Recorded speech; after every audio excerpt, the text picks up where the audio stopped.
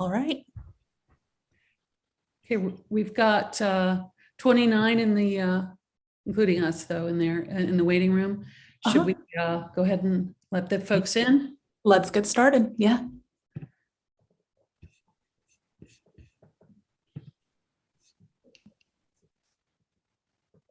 Hello, everyone, welcome.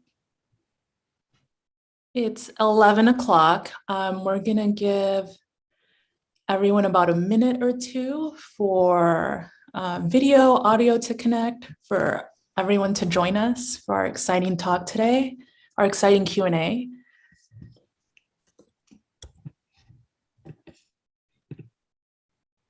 Hello, hello. So as you are logging in, feel free to go onto the chat and enter your location where you are joining us from today and any other information that you would like to share with this group.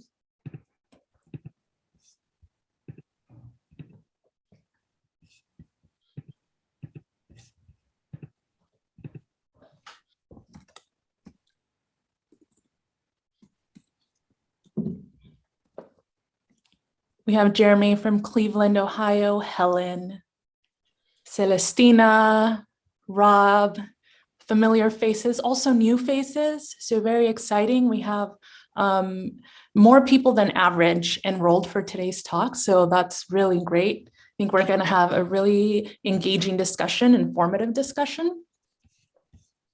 So let's see. Okay, 30 more seconds before we get started, and then we'll get this conversation going.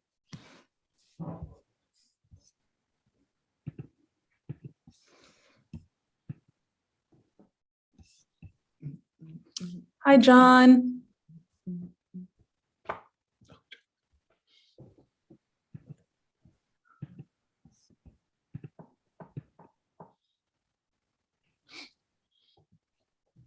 And before we get started officially, just a friendly reminder that we are recording and we are streaming this on YouTube.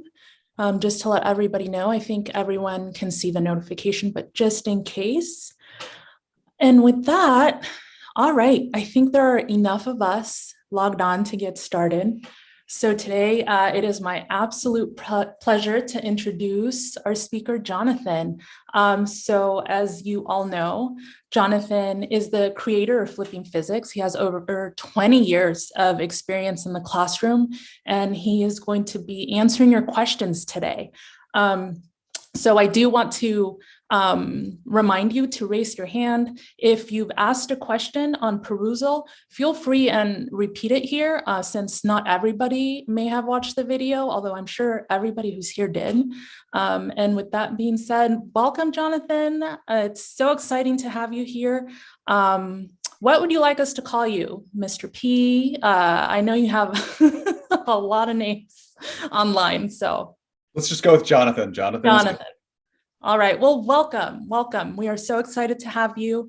And let's see. So with that, I have questions of my own, but I think I want to hold back until the discussion is getting started. So if you could raise your hand and ask a question. If not, I'm going to go ahead and ask a question myself, but I'd rather not because I might just monopolize the time a little bit.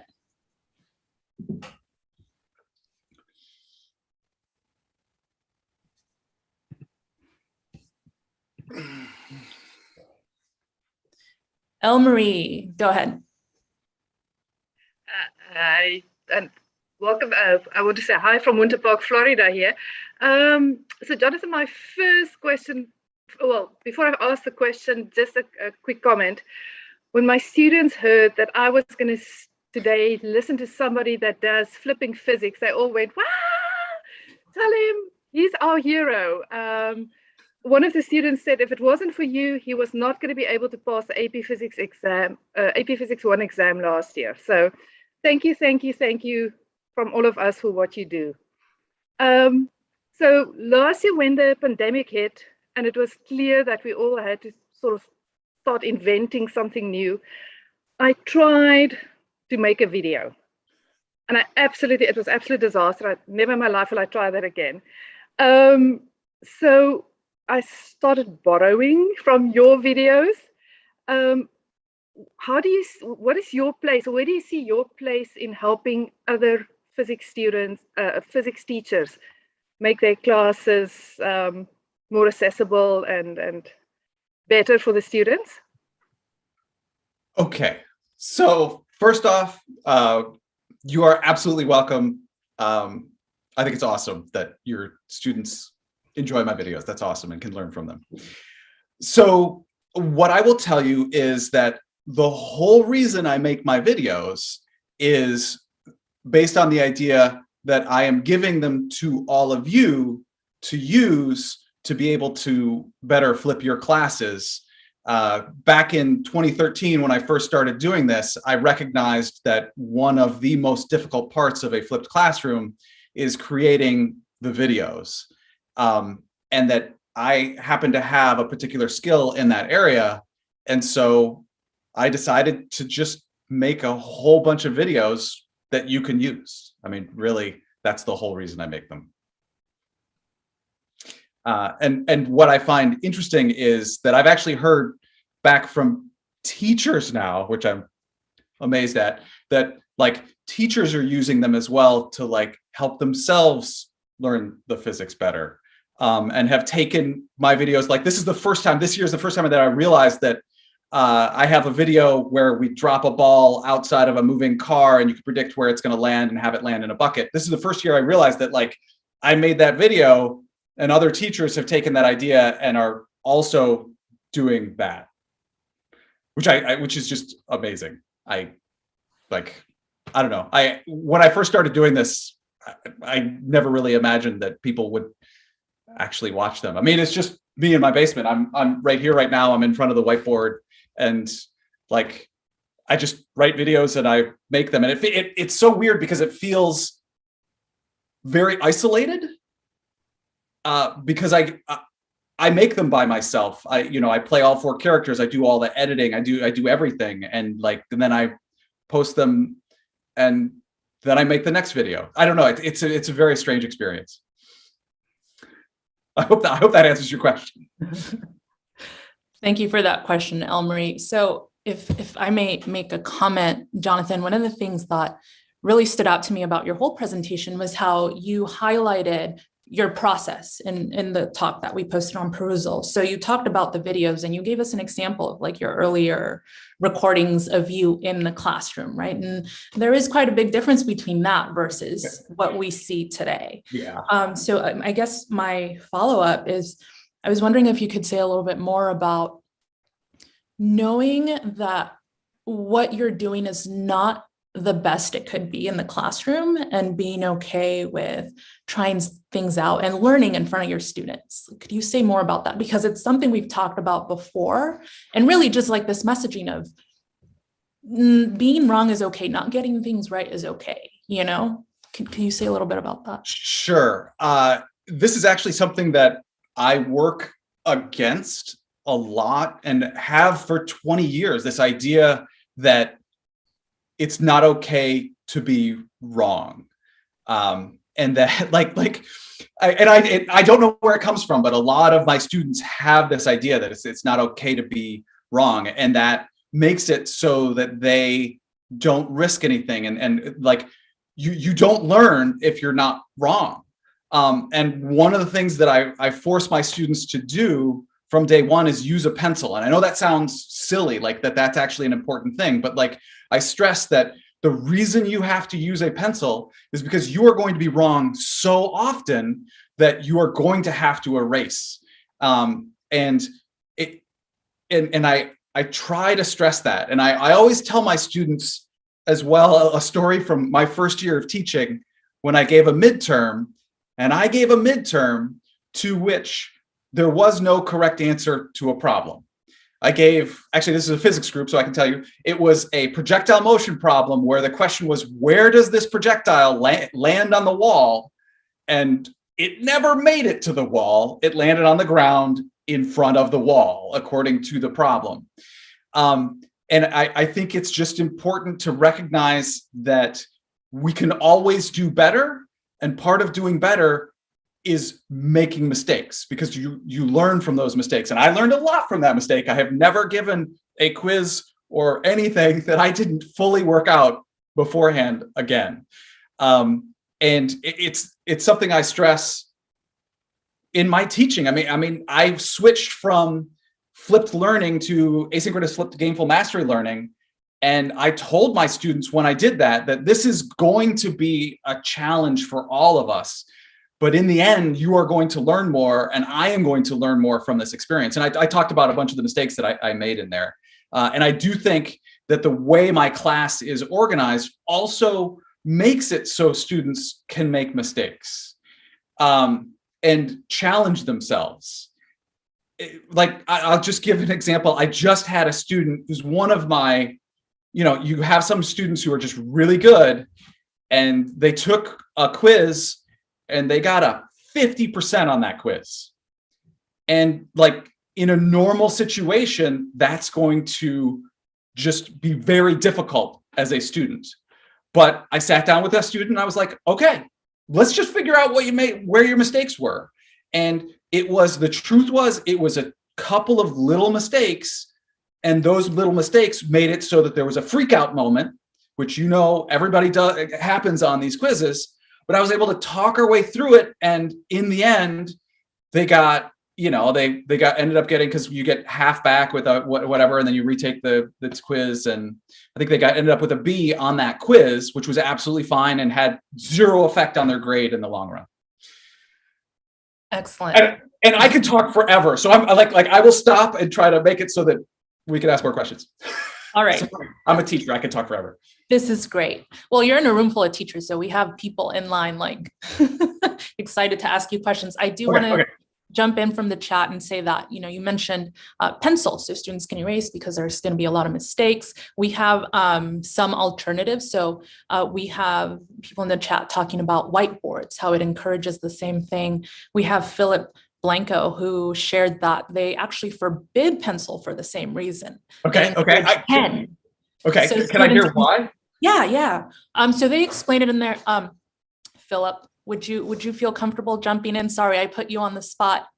That's okay. I'm sorry I don't have video. It's just an old computer. No, I say no pencils. I teach community college, so might be different. But I say no pencils. That's for kindergarten. If you make a mistake, just put a line through it. If you want to, put the reason for your mistake next to it and carry on. And I tell them I'm not going to grade, not grading for neatness. I don't want you to write some beautiful work of art. I want to see the mistakes in there. I want you to acknowledge them and then move on from there. And that's how we learn. That's how we learn science. But it does take a while to deprogram them from this idea that they have to be perfect and right the first time. So I'm doing this for the same reason that you are. I'm just approaching it in a different way. And I got to say, I have two things to say to that. Number one, I love it. I think it's a great idea. I'm going to let it percolate. This is how ideas work. It's going to percolate in my brain and see that, because I can totally see doing that. Because I do have an issue where students erase too much. They think they've made a mistake and they're like, I'm going to erase everything. And like, that is awful because you can't, there's a lot of learning to see from the mistake that you made.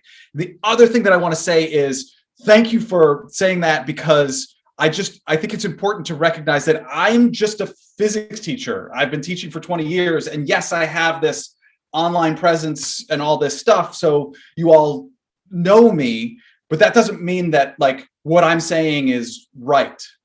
So recognize that you have every right to challenge what I'm saying. And I don't expect you all to walk away from here being asynchronous flipped gameful mastery learning aficionados or planning to definitely do it or whatever. So just realize that I'm just giving advice, and I love hearing that advice from you.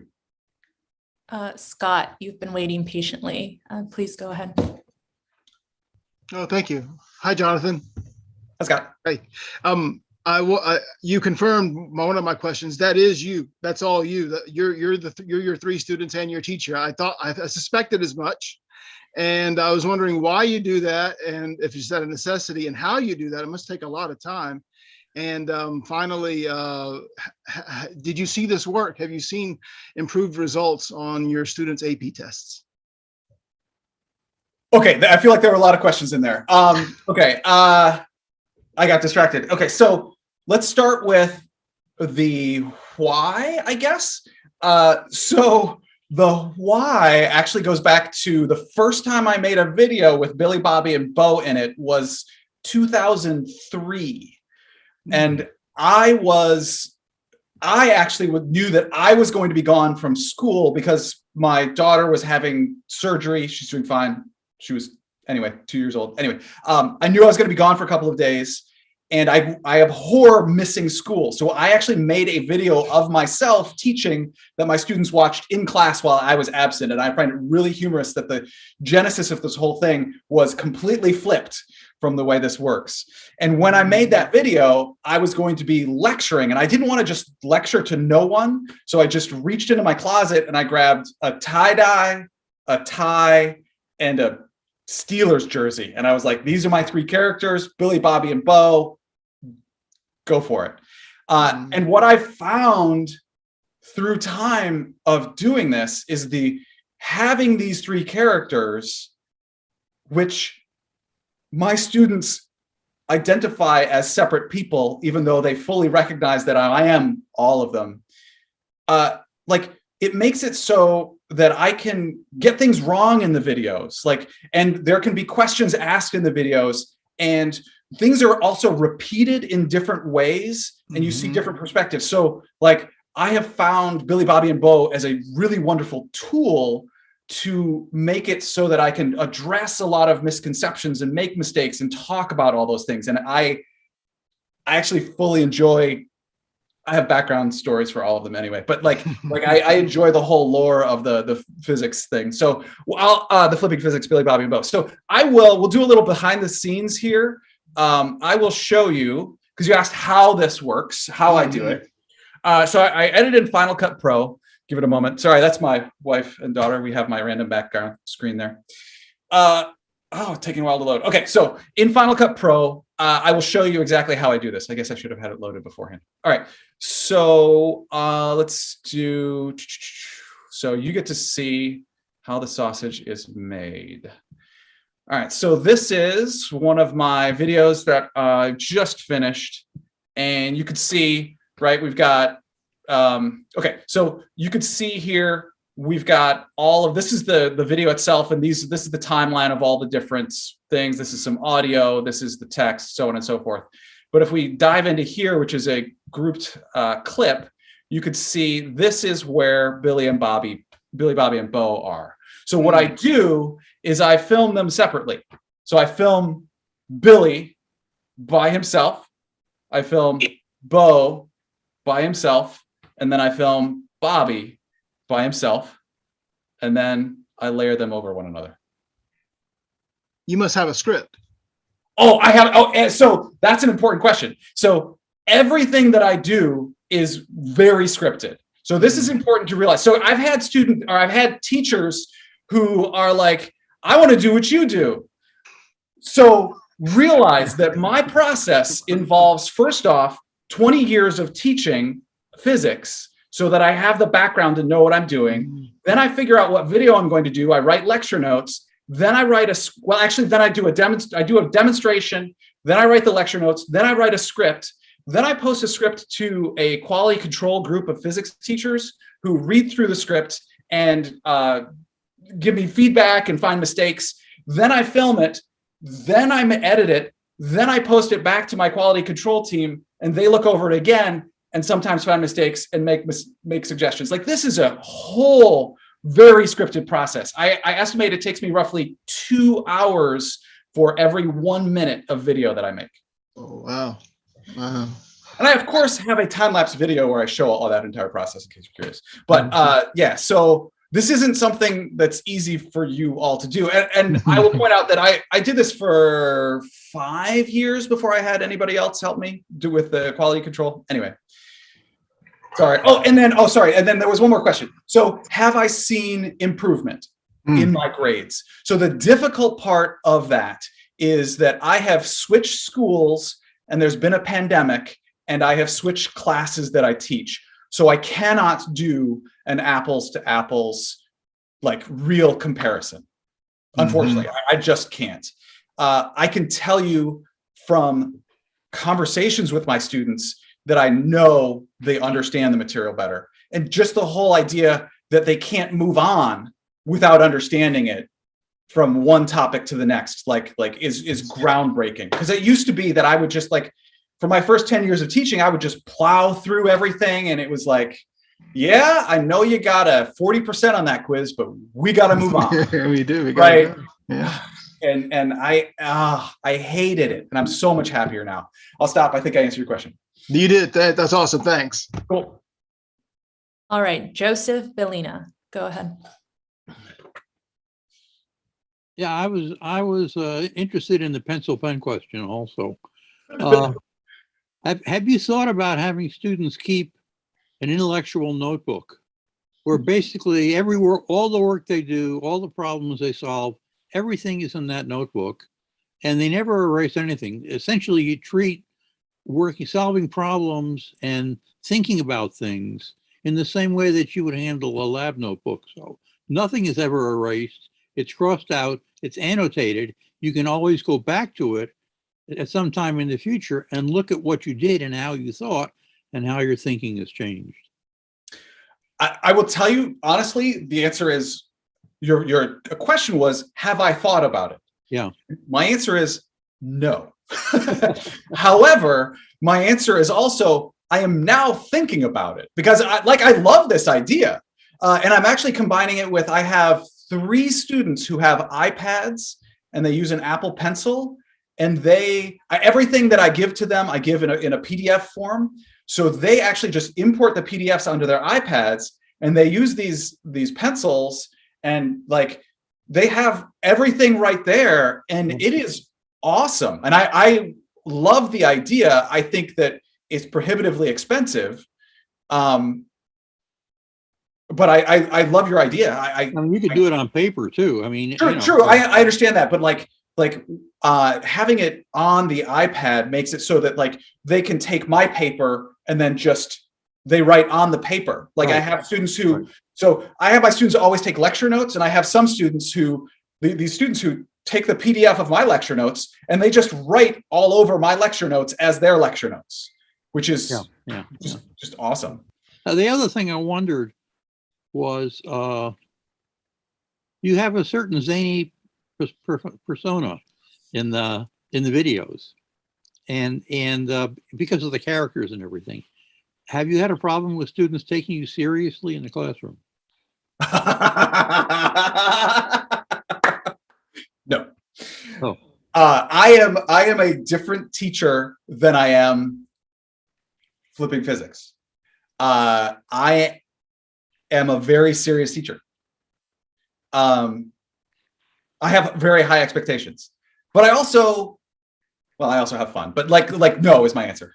And they can handle that transition for you. I mean, that you're. Yeah, I think there's a certain that is separate from the classroom. Mm-hmm. For some reason. It's kind of the same thing. I used to be a camp counselor, and every once in a while I'd run into one of my campers, and they would be like, "What? Why aren't you at camp?" Right?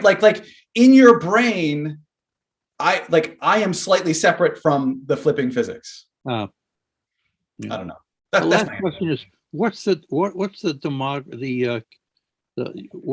do your classes look like in terms? Are they all white? Are they mixed? So I have middle class, upper class, lower class. So I teach at a school which is there are no tracked classes in my school. So there are 0 prerequisites for my physics class. So when it comes to math background, my students run from struggling with algebra to I have a student who's taking 3rd semester calculus at our local university right now. And I have students of all sorts of different backgrounds. However, because my class is an elective, which means it is there are in Michigan, the state of Michigan, there are 3 years of science that are required, and mine actually then is the 4th. Mm-hmm. So there is no one who has to take my class. And because of that, my class is actually populated with more white students and more socioeconomically advantaged students. And this is something that I struggle with. When I first started teaching, I really had a large issue with gender, where it was mostly male. And I feel like in my school district, that is, we're at roughly 50% now in my classes and have been for a few years. But like, this is a known issue and something that I personally, like, I'm trying, but one of the reasons I make everything free is because I want this to be available to anyone, to any teacher, regardless. And I will say, and I'm just going to say this because I feel like I have to, I give up 60% of a teacher's salary in order to make these videos. I am only 40% of a full-time teacher, which means that I make 40% of a full-time teacher's salary. And if you think YouTube advertisements pay a lot of money, you're wrong. And so I'm just gonna say it, I have a Patreon, and if you are able to, I would love it if you could donate monthly, even a little bit. There's on my website, there's a give button right at the top. You can click on that. So I had to say it because I'm gonna have 2 kids in college in a little bit here. Yeah. Well, I mean, I think your dedication is fantastic, you know, and I applaud you for it. Thank you. I actually love what I do. I treat every video basically as a puzzle. I love to try to figure out what's the best way to present this. And like, sure, I did it this way in class, but now I have these cameras and all these characters and all this stuff. And I love, and the slow motion video, I love being able to take and slow things down and talk about how they work. Anyway, thanks. Thank you. Thank you, Joseph. Great question. So I will say before I turn things over to Krastan that Jonathan, I think your videos, there have been like a couple where, I mean, it might be the only physics content where I'm smiling from beginning to end. So in terms of making it fun, really. I will tell you, I don't know what is fun or funny for other people. So I only make it to entertain myself and hope that other people will be entertained. That's it. And I'm glad someone else is entertained. Krastan, please go ahead. Yeah, just wanted to ask, so I think that's great. 2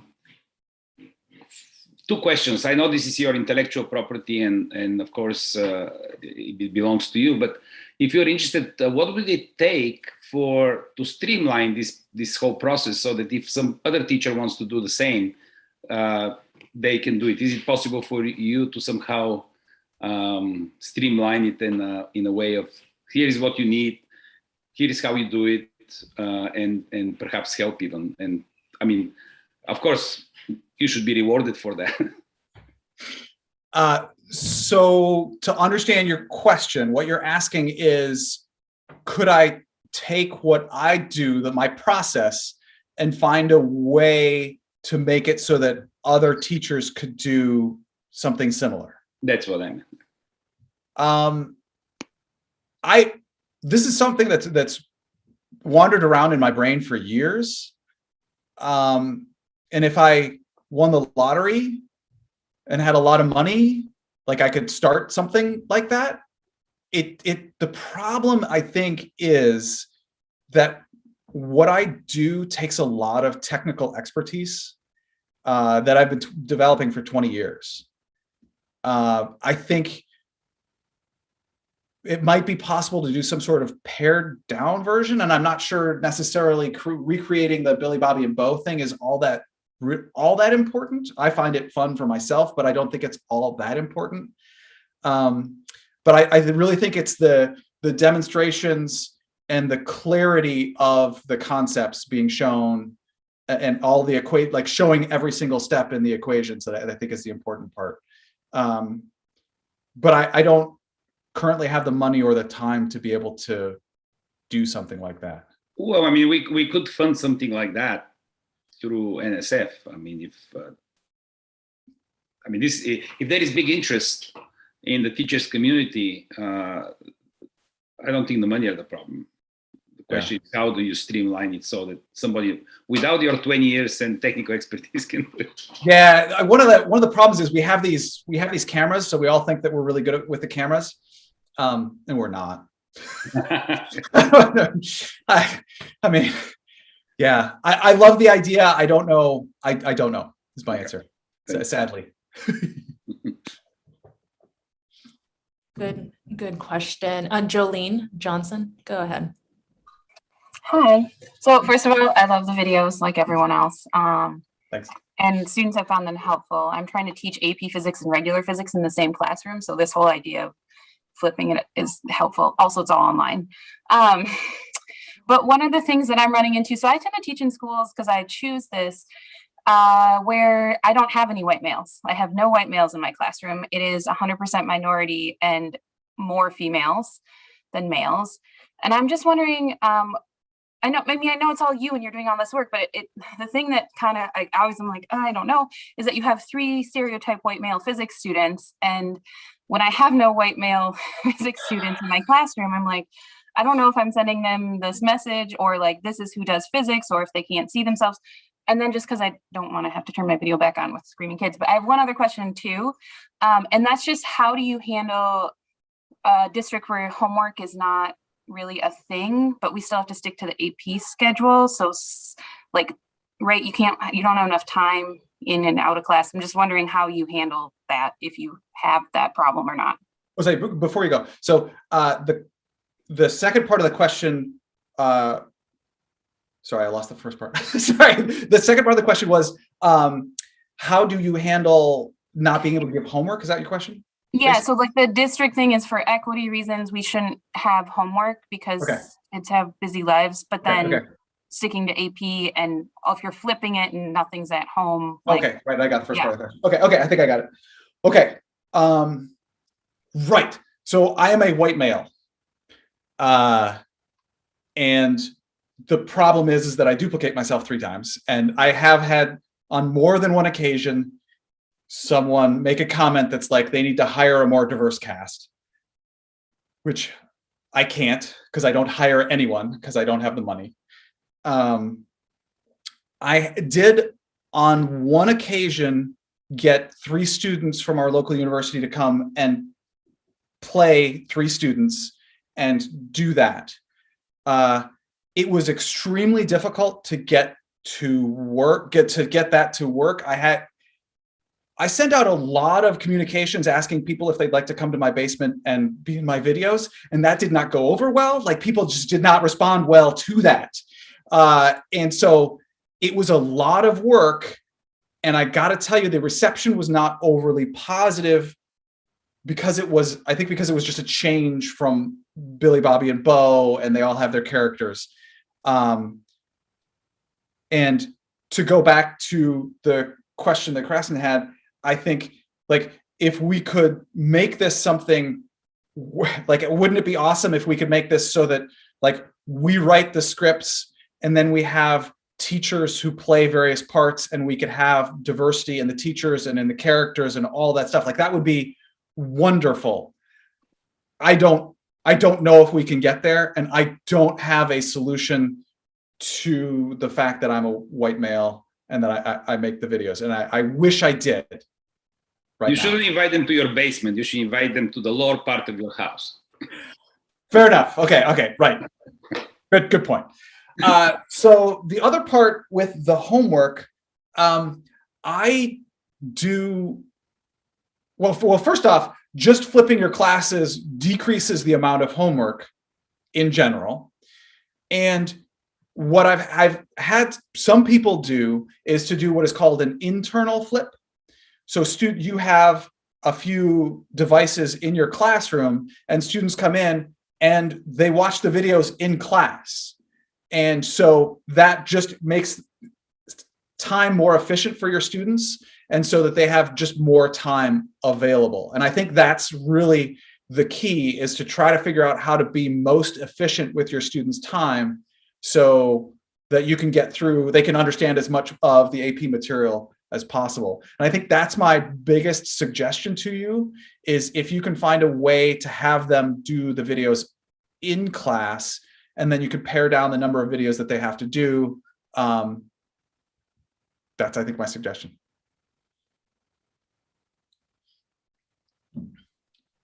Rob, go ahead. Hey, so a couple things that were said had me thinking. Good. Between what you said and Kristan said and several other people.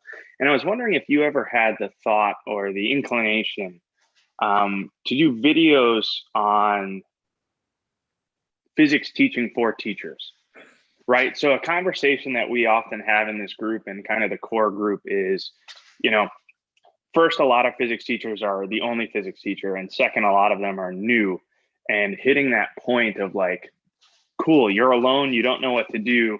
You know, who do you turn to kind of get that, one, the mentorship, but two, also like, am I even doing this lab right? Am I even doing this demo right? Is this explanation even right? You know, is that something, you know, I know you said that you just recently found that out. One, is that something you've ever thought of or something you're, you know, interested in pursuing?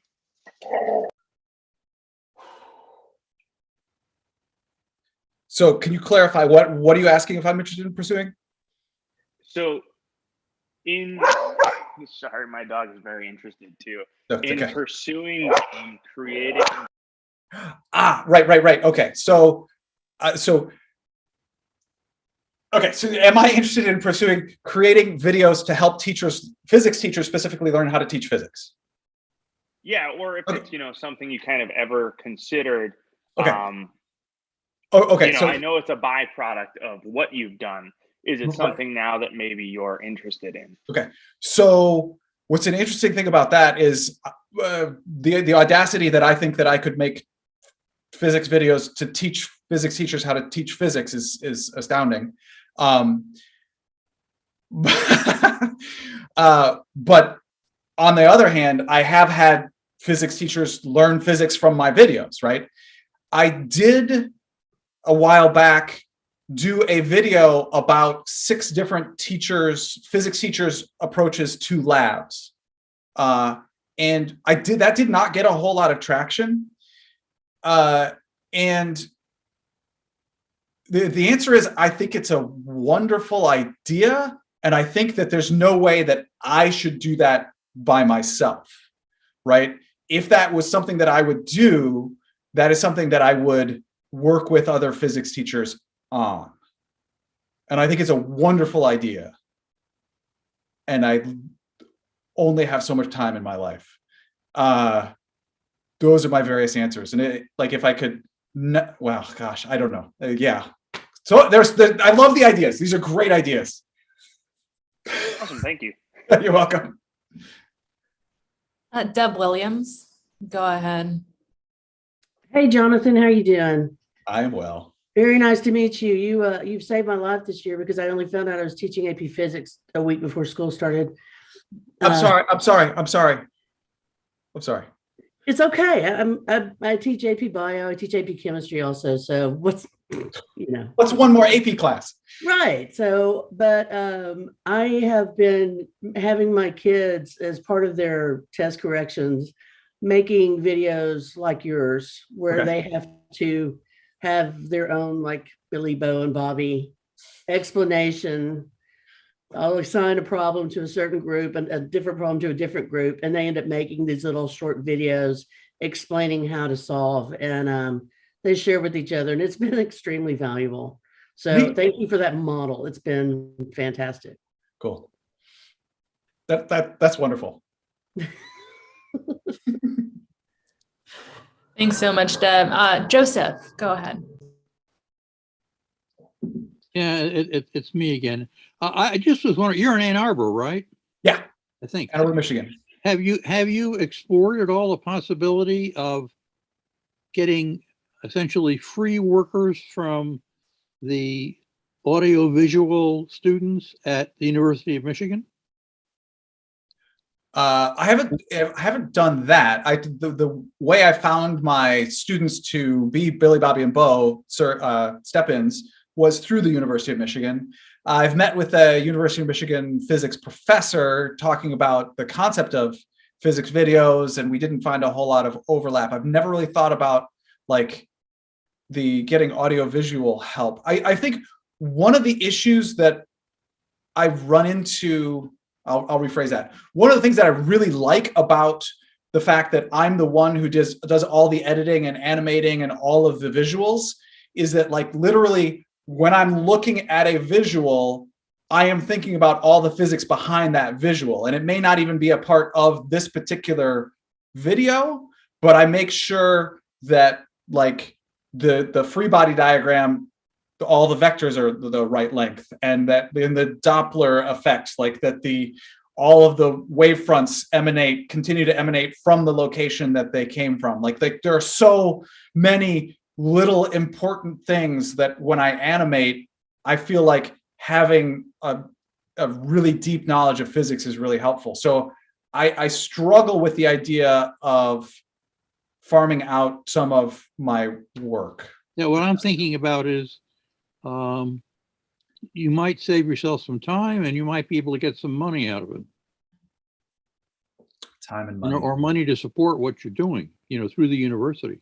Yeah. And I will tell you, I've tried to find all sorts of different places to get grants or whatever, and nobody wants to give a grant to a guy who's just a high school physics teacher who makes videos.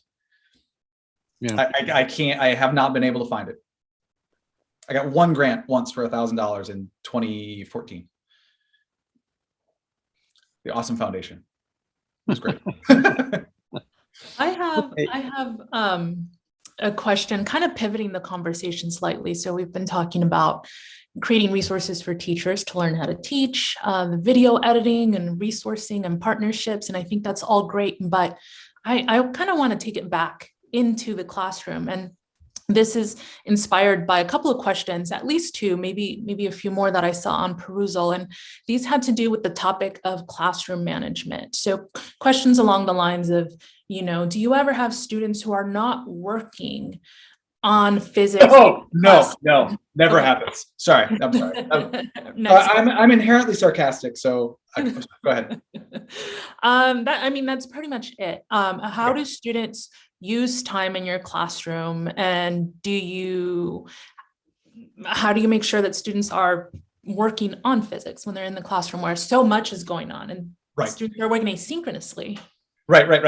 Okay, so let's talk about the reality of what happens in the classroom. So the reality is that I have students who have lives, and they have, for example, college. This is where the college application season, right? So November 1st, all the college applications were due. I have a series of students who are in the play, which is going on this weekend. And for the last week and a half, they've been in tech rehearsals and all that stuff.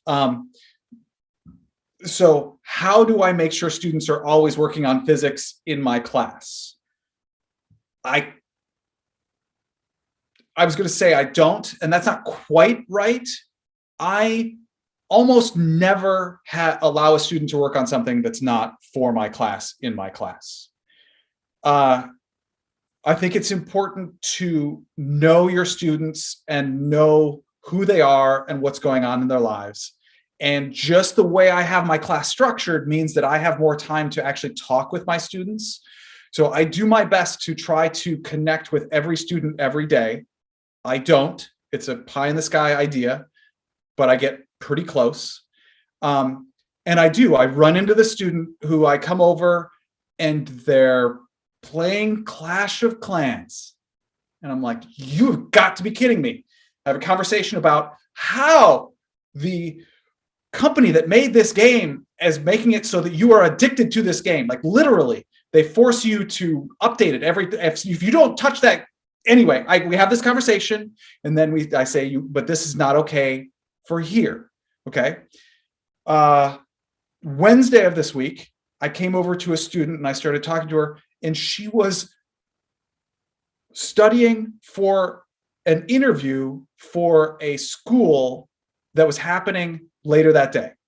And there were 15 minutes in class, and I just decided that this student, I wasn't going to force. I knew this student was doing fine in my class, right? So that's something you always have to have in the back of your mind as well. You got to keep track of who's on pace, who's ahead, who's behind. This student I knew was on pace, and I knew was stressed about this interview they were going to have. So I had a 5-minute conversation with this student about the interview where they were going to have, and I asked them test questions about the interview. And like, the reality is, if you are not aware of what's going on in your students' lives, and you are always like, you have to do this today, you're not going to be able to, you're not going to have your students on your side, right? But like, that same day, I had a student who was working on a different assignment for a different class that was due later that day, and I was like, I'm sorry, you are 4 weeks behind in my class. This is not okay. Okay, we've got to have this conversation. I know you need to do quiz corrections. Let's get those out. Okay. I think I answered the question. Did I answer? Sorry, I get lost sometimes. I get excited and I forget what the question was. You did. Thank you. Philip Blanco. Yes, hello again. Again, sorry, no camera. But Jonathan, I think Galileo and Newton would be proud of what you're doing. And even though I'm not a rich patron like they had, I'll definitely be going on to Patreon later to help you out. I'm just curious why you chose 3 students, and if this has anything to do with Galileo's dialogue on the 2 chief world systems, where he also has 3 characters. I know why you don't have 4, because it's a lot of extra work, but even having 3 students instead of 2 is a lot of extra work for you. So why 3? I will tell you, it's just the number that I ended up with. It fits well on the screen. I really have no good reason for it. I think, like, so when I think about the 3 characters, they are all me. They're just taking me and exaggerating some of my personalities. So like when I think about the 3 personalities that are Billy, Bobby, and Bo, it's really just exaggerations of me. And so, I mean, that's where they come from, but I don't have a reason for 3. I think it works incredibly well, because if it was 2 characters and they disagree, there might be butting heads. But if there's 3, then it breaks the tie. And I think I heard somewhere in education research that 3 is the best number for a lab group to be doing something. So yeah, it fits on the screen, but it also works very well pedagogically. Perfect. See, that was my plan. John had a question, and I think it would benefit all of us to hear your answer. You're so generous making these resources and providing these videos for the physics education community to use. What resources do you use? Are there resources, people you follow, or that you use sometimes in your classroom that we should know about? Okay. There's a guy named Dr. Mazur who published a book called Peer Instruction, which I got maybe 17 years ago. And I love the peer instruction concept. And that's something I continue to use in my class often. So that's, and I actually stick with the sheets of paper because I love the tactile, just sheets of paper. Anyway, so you should definitely need to check out Peer Instruction. One of the best resources I have found is, I'm in 3 actually, physics Facebook, private physics teacher Facebook groups. And you could Google or search on Facebook for which one fits best for you. And I wish that this had been around when I was first teaching, because when I was first teaching, somebody talked about it, like I was basically alone and I didn't know if what I was doing was correct. And I love that we have this resource now. I mean, there are thousands of teachers in these Facebook groups, and people get there are resources shared there. People ask questions. People get their, I mean, I just wish, like when I'd been first teaching, when I was struggling with one problem, like I could post it and I could get an answer, because I mean, it's so helpful. That's the biggest one for me, is the private physics teacher Facebook groups. That's my biggest suggestion for you. Yeah, that reminds me of Robert's question and comment about teacher isolation, and how, you know, in my own experience, I have also found several of these platforms to be just an incredible resource. Yeah. And I think especially as physics teachers, we as Robert said, we tend to be the one teacher in a school. It's very difficult. So another question that has come up is, what about students who perhaps don't do as well in this kind of flipped environment? Have you come across that at all? Or students who perhaps, I mean, from your video, you set the expectation early on, you give students a schedule, so they should know when they should be reaching certain milestones in your classroom. But you have students who struggle with this. And I ask this specifically because of the agency and autonomy that it gives students, but also the tension that might arise if they're not ready for it. So could you say a little bit about that? Okay, so a couple things. First off, before I flipped my classroom, I every year have a couple students that fail. I've made huge changes to my class. It's all this stuff. I still, every year, have a small handful of students that fail. And I don't consider it a failure on my part. It's the reality. I tried really hard, but in the end, I cannot do the work. As far as students that struggle, how do I help them? And honestly, the best thing is just the one-on-one time. And we're actually at the point in the school year right now where I'm doing a lot more of helping students schedule their time. So when it comes to, we talk about the stress associated with the agency and the autonomy that they have. So yes, it is stressful, but the truth is, this is a skill that they need to be able to organize their lives, to be able to look at, okay, I have all of this work to do. I have a semester to do it in.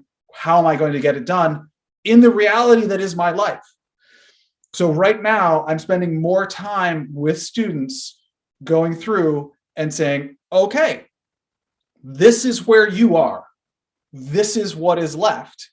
These are the days of school we have left. Let's plan out when you are planning to get everything done.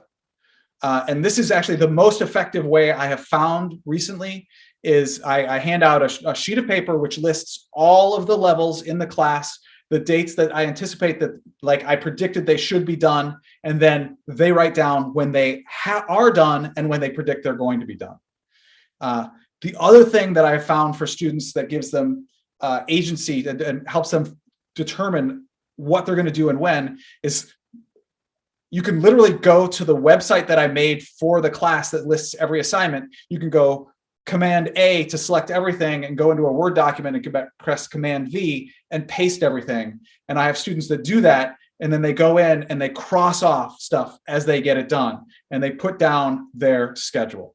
So really, to me, the best way to help students who are stressed about this is to help them organize and put together a plan for how they're going to get it done. Excellent. And being mindful of time, we have time for maybe a couple more questions. So if you have a question, please raise your hand. And right now I see that Kyle has a question. Go ahead, Kyle. Thanks. First of all, thank you for all of your videos. I started assigning them last year and they've been incredibly helpful. So I had a couple of questions. I'm still early in my career. I'm in year 4 now, so I'm not really set in my ways. I'm still just trying something completely different every year. And the way you had your classroom set up is very intriguing, obviously very different. So I had a couple of questions about that. So first of all, there are a lot of different aspects to how your classroom is set up. You have the flipped aspect, obviously, the gamified aspect, asynchronous. It seems like that would be quite an undertaking to set that up. So would you recommend trying to implement these things in stages rather than all at once? And if so, what order would you go in? And I guess my other question is, you talked a bit about your class makeup, and where I teach, AP Physics 1 students are actually mostly sophomores. So I was wondering if if you feel like there would be any concerns with implementing some of these ideas with younger, maybe not as mature students. Okay. So let me think. It's tough because I do feel like all of the concepts, asynchronous flip, gameful mastery, learning, they all kind of fit together. Like if you try to take out the asynchronous, then the mastery becomes difficult because like you have a student who then didn't pass the quiz and it's going to take them time to be able to, make up that work. The gameful, shoot, I really, to be honest, I have a hard time saying that taking any piece out of that besides the flipped. I think that the flipped is really the best place to start, and then I don't see being able to separate the asynchronous and flipped gameful mastery learning. As far as do I feel like sophomores are ready? I think my answer to that is yes. I think the difference is that it's going to take more. I don't want to use the term hand-holding, but that's the thing that's coming to my head. Like just more guidance. I feel like more check-ins, more